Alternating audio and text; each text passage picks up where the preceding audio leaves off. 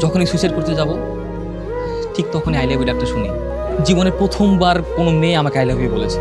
যখনই তোমার মুখ থেকে আই লাভ ইউ ডাকটা শুনতে পাই, বিশ্বাস করো এই একটা লাইন আমার পুরো পৃথিবীকে চেঞ্জ করে দিয়েছে, নতুন করে আবার বাঁচার আশা জাগিয়েছে। হয়তো সৃষ্টিকর্তা তোমাকে আমার জন্য পাঠিয়েছে। শেষ? হ্যাঁ। এবার আমার কথা শোনো, আমি তোমাকে সেদিন সিরিয়াসলি আই লাভ ইউ বলিনি। তোমাকে সুইসাইড করতে দেখে তোমার মতিভ্রম করার জন্য আমি জাস্ট ফাইজলামো করেছি। কারণ আমার বিয়ে ঠিক হয়ে গেছে, 6 মাস পর আমার বিয়ে।